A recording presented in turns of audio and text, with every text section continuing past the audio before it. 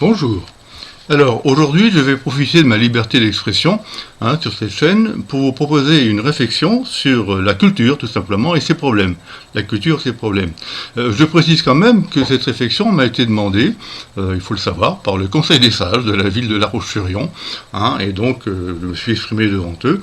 Je ne suis pas tout à fait d'accord, bien entendu, avec l'orientation politique de la mairie, mais le Conseil des sages est assez ouvert et m'a, disons, fait confiance, et il a été, disons, je le dis tout de suite, tout à fait d'accord avec les analyses que j'ai proposées, parce qu'elles peuvent, si vous voulez, intéresser tout le monde. Donc, la culture et ses problèmes. Je vais lire mon texte, parce que c'est un texte un peu précis quand même, et il n'est pas question d'improviser à partir de là. Je vais d'abord envisager la culture, c'est le premier point, dans son sens théorique ou philosophique, qui est assez complexe.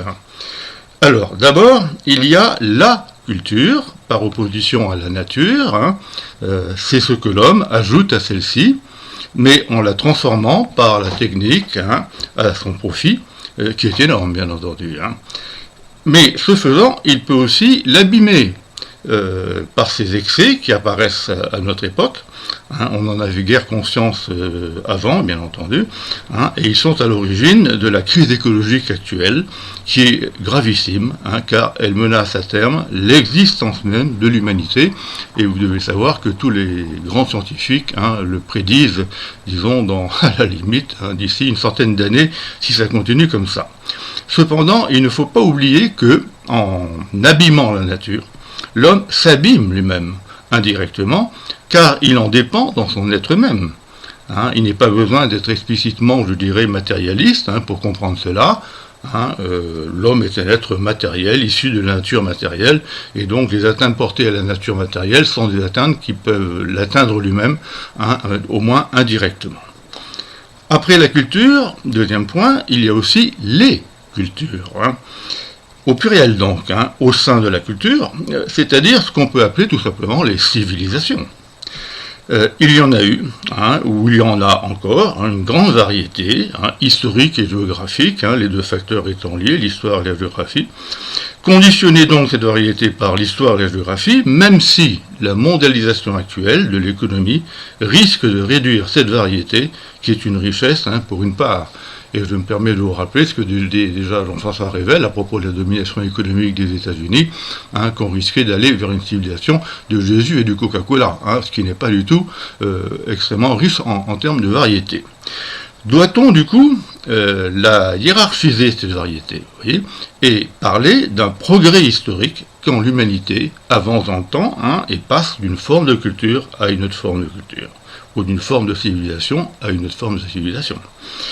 Question à débattre, car il y a une tentation actuellement dans la culture contemporaine, incarnée dans les sociétés occidentales, par rapport à celle des sociétés primitives, il y a une tentation de relativiser cette culture contemporaine chez les anthropologues par rapport aux sociétés primitives. Par exemple, chez quelqu'un comme Bruno Latour, qui est même capable de dire que les sociétés primitives peuvent nous donner peut-être des leçons dans la problématique de l'écologie. Est-ce qu'on pourrait peut-être s'en inspirer dans leur rapport à la nature, ce qui me paraît tout à fait assez irrationnel et un peu déraisonnable, si vous voulez, non fondé théoriquement. Et à ce moment-là, ils oublient, précisément, ces gens-là, tout ce que leur vision du monde des sociétés primitives comportait d'irrationalité religieuse et d'impuissance face à la nature. Il ne faut pas oublier que l'espérance de vie dans ces pays-là était quand même très faible. Les maladies étaient importantes aussi, etc., etc. Troisièmement, enfin, après, il y a au sein de la culture, au sens de la civilisation, il y a la culture au sens étroit, au sens intellectuel du terme, celle que l'on peut acquérir par l'école, la lecture ou d'autres canaux, bien entendu. Alors, il faut bien entendu la valoriser fondamentalement, car elle est un moyen d'émancipation de l'individu et d'enrichissement de sa personnalité. Émancipation, car elle lui permet de maîtriser sa vie en société, par la connaissance qu'il en a, et d'accéder aussi à des formes de vie gratifiantes. On peut, et même on doit regretter, que son accès ne soit pas assez démocratique y compris, je vous dis tout de suite, de nos jours. Pensons par exemple à ce qui continue à se passer dans l'accès aux différents paliers de l'école en termes de conditionnement sur les sociales. Peut-on cependant, problème, hiérarchiser les différentes formes de cette culture acquise à travers l'école et les autres moyens d'accès à la culture? C'est peut-être plus compliqué, figurez-vous, car il y a des formes de culture populaires, cette fois-ci, qui ont un intérêt propre. Bon, mais je pense qu'il ne faut pas s'enfoncer dans celle-ci. Et par exemple, dans le régionalisme, j'habite la Vendée, et je sais qu'il y a un enseignant de qualité, d'ailleurs que je connais parfaitement, qui milite pour la culture vendéenne et ce qu'on pourrait appeler une espèce de vendéanisme, si vous voulez. Donc il faut un peu se méfier de ce genre de régionalisme.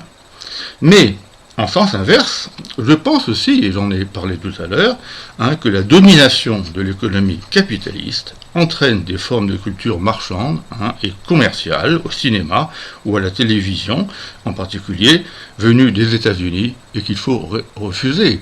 Je pense en particulier, spécialement, à des modes de vie, à des schémas de vie, à des modèles anthropologiques liés à la violence, à la sexualité, à l'argent, etc., que personnellement je ne supporte pas et je ne pense pas qu'elles puissent faire monter l'humanité à un degré supérieur d'humanité.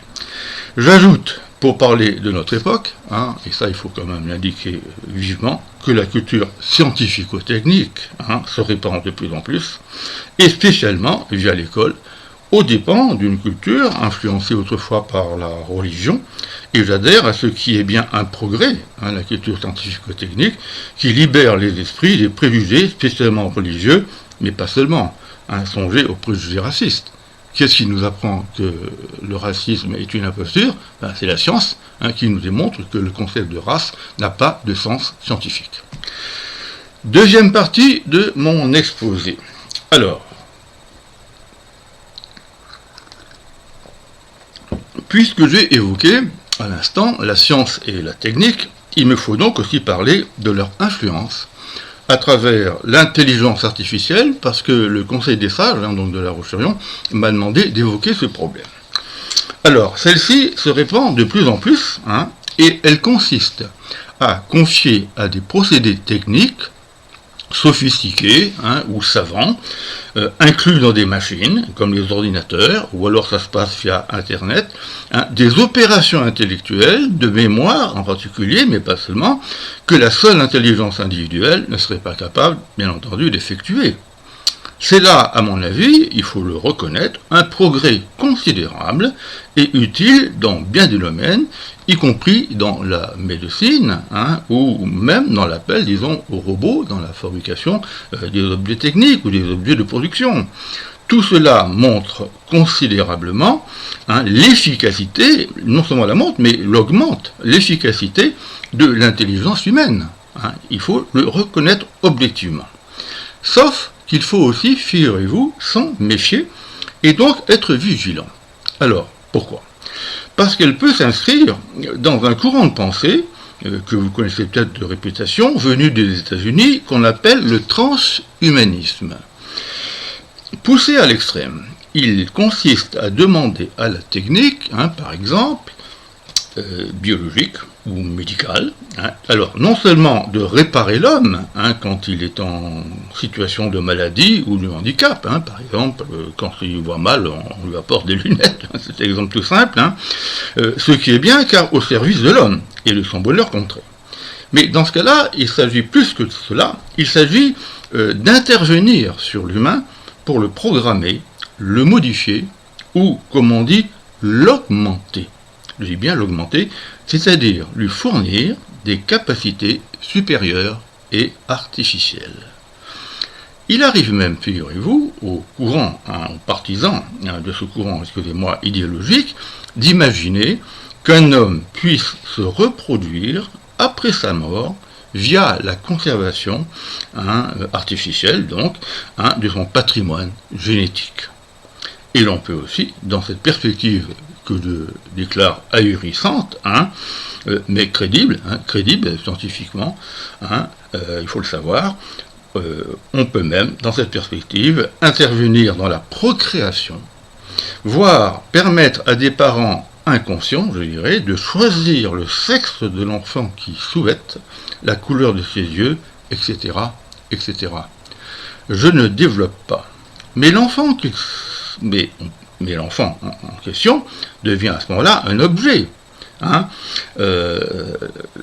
C'est ainsi, par exemple, qu'à propos des interventions génétiques, il y a une atteinte, en quelque sorte, à l'existence même de l'enfant, puisqu'on le programme.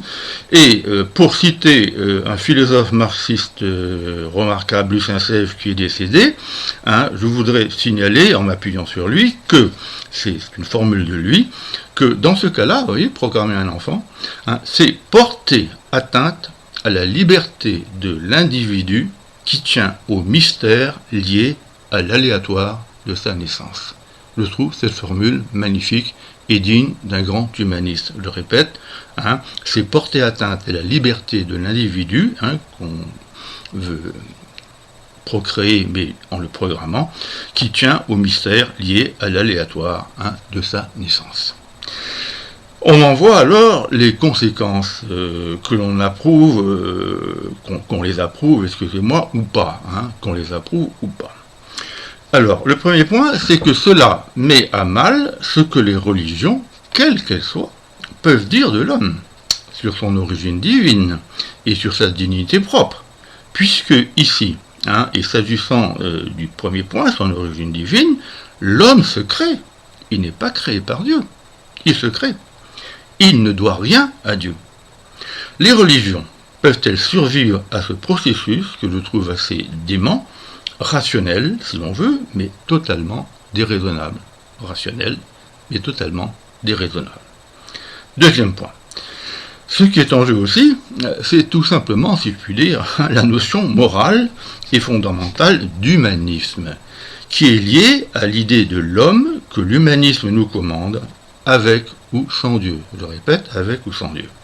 Car la morale, dont le philosophe Kant a été l'auteur de sa définition définitive par le critère de l'universel, est morale ce qui peut être universalisé sans contradiction. Je rappelle par exemple que ce qui fait qu'un privilège qui est un avantage mérité n'est pas moral, c'est qu'il ne peut pas, par définition, être universalisé. Parce qu'à ce moment-là, il cesse d'être un privilège, tout simplement. Alors, le même Kant, donc, a dit cela. Je me réfère fondamentalement à lui, parce que je pense qu'il n'y a pas 36 conceptions de la morale, et celle que Kant nous a offerte dans son contenu, et quel que soit son arrière-plan métaphysique, me paraît tout à fait fondamentale.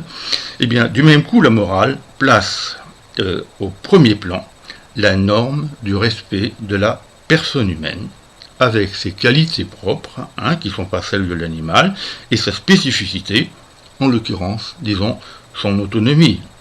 Pas forcément, bien entendu, sa liberté métaphysique, ça c'est autre chose. Son autonomie.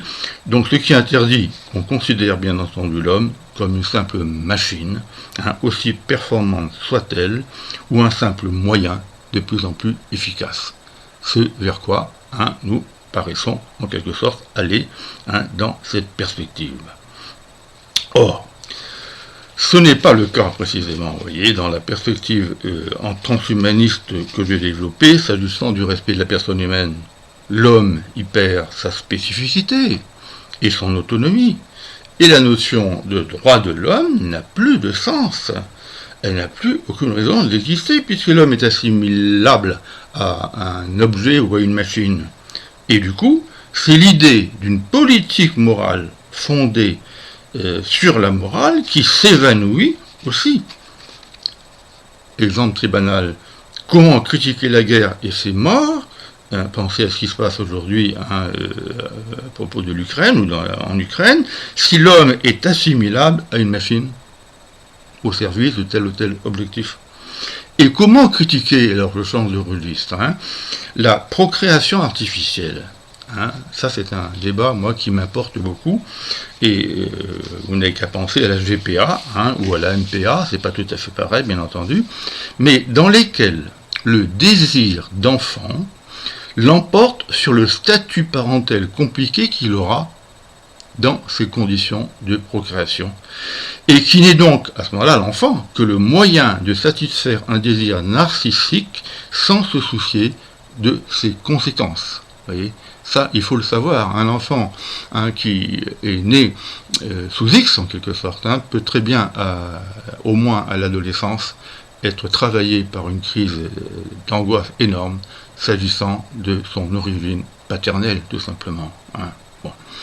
L'enfant à venir, dans ce cas-là, vous voyez, n'est plus une fin en soi, un enfant qu'on veut parce que c'est un enfant, un être humain, comme le préconise la morale humaniste, mais un moyen de satisfaction égocentrée. Alors je ne dis pas que dans la volonté de procréer un enfant, le désir d'enfant en tant que tel par rapport à soi n'existe pas, mais il ne faut pas que ce désir d'enfant l'emporte sur les conséquences de la manière dont on le procrée par rapport à lui. Troisièmement, on m'a demandé d'aborder la question délicate, on est en pleine actualité intellectuelle et littéraire, les deux à la fois, la question donc de la cancel culture, qui nous vient elle aussi des États-Unis, et qui a envahi la France et pose des problèmes à l'université, et vous en avez sans doute entendu parler dans les médias. La difficulté, et que sa signification, figurez-vous, s'est inversée en traversant l'Atlantique. Elle s'est inversée en traversant l'Atlantique. Car au départ, la cancel culture signifie la critique, ou la désignation et même l'ostracisation des différences minoritaires de type religieux, ethnique, sexuel ou culturel qui ne s'accordent pas avec l'universel et réclament un statut à part. Mais en France, la chose s'est inversée. Et c'est cette différence qui s'est vue au contraire valorisée et défendue par des groupes minoritaires refusant les normes universelles qui doivent régir une société si l'on ne veut pas qu'elle se fractionne en groupes hostiles les uns aux autres. Non pas qu'il faille nier les différences, bien entendu, et leurs valeurs, qui peuvent enrichir le vivre ensemble et éviter le conformisme, je vous rappelle la formule de Revel tout à l'heure, mais les tenants de la cancel culture portent la valeur de la différence à l'extrême ou des différences. Ils les survalorisent, ces différences, ils rejettent les normes communes au point de déclarer l'universalisme totalitaire, je dis bien l'universalisme totalitaire, ce qui est aberrant et dangereux. Des formes parfois inhumaines de vie, par exemple dans le domaine religieux, avec l'islam, sont alors acceptées, mises en avant et revendiquées au nom d'une culture spécifique, sans le moindre recul critique, malgré leur inhumanité.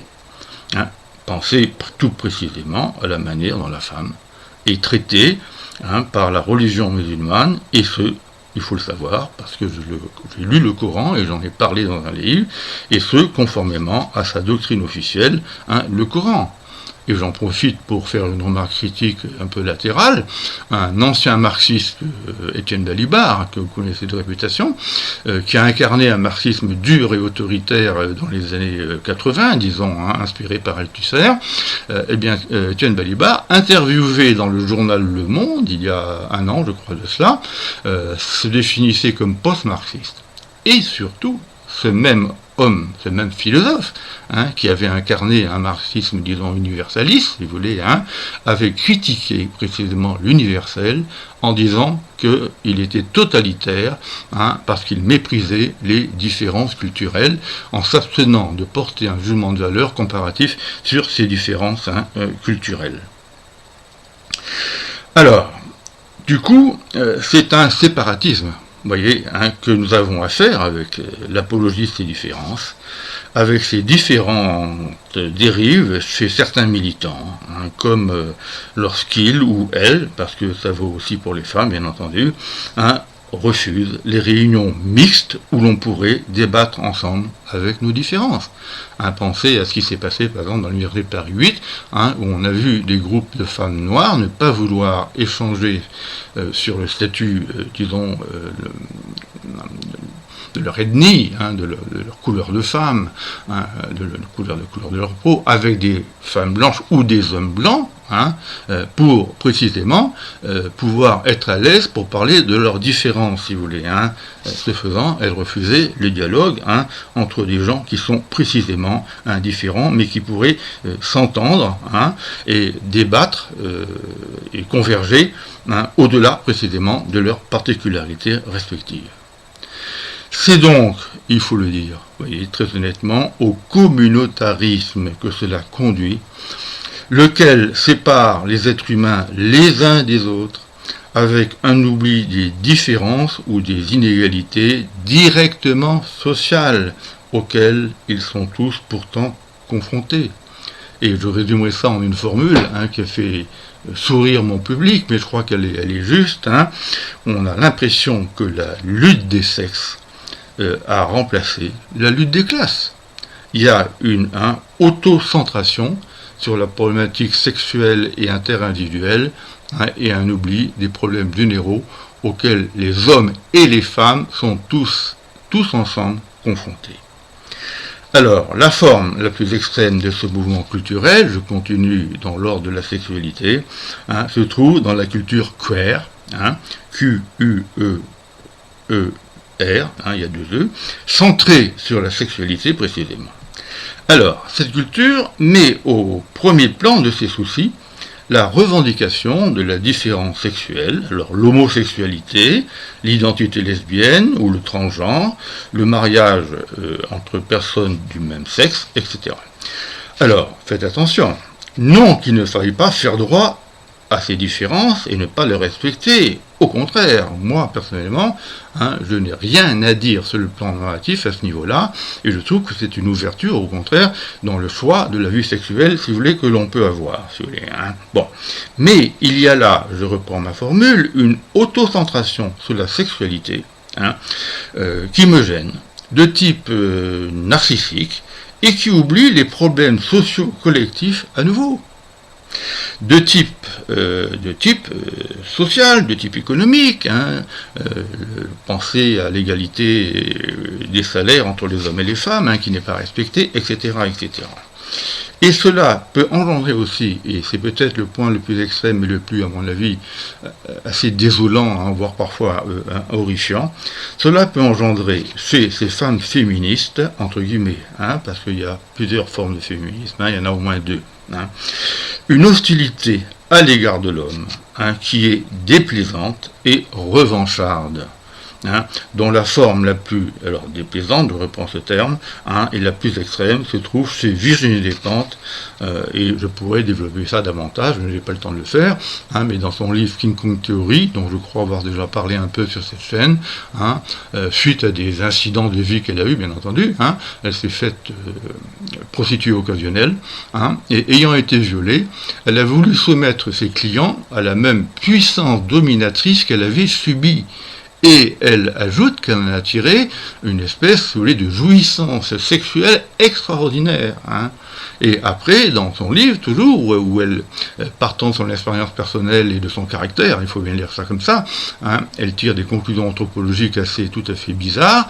Elle est capable, bien entendu, de revendiquer le droit d'être masculine. Elle refuse la masculinité, elle refuse à ce que la masculinité soit le monopole de l'homme. Les femmes ont le droit d'être aussi masculines, et elle est capable de dire cette chose absolument étonnante, que la féminitude, c'est une turpitude. Non, on ne peut pas dire cela. De la même manière, elle est capable de dire qu'il ne faut pas condamner la prostitution parce que c'est un métier comme un autre. Et elle ajoute contradictoirement que de toute façon, tout le métier est dégradant.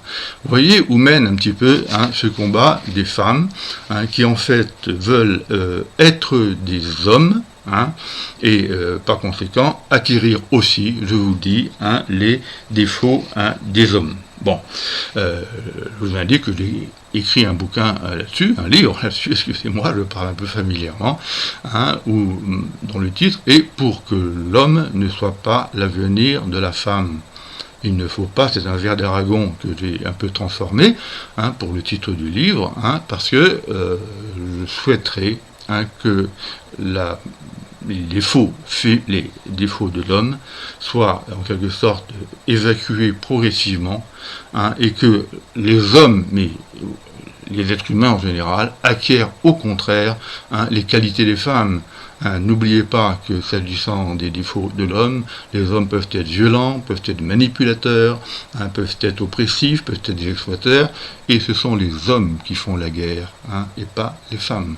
Eh bien, j'aimerais que les qualités féminines telles que je les envisage, même si ça peut paraître un peu idyllique, ce soient les qualités du genre humain dans son ensemble.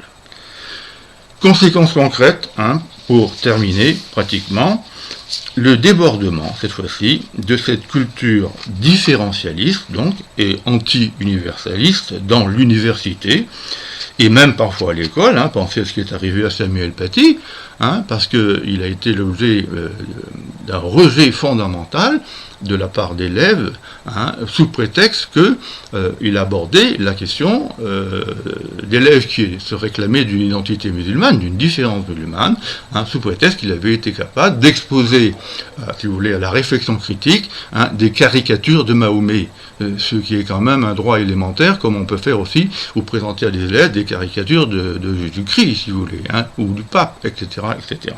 Bon.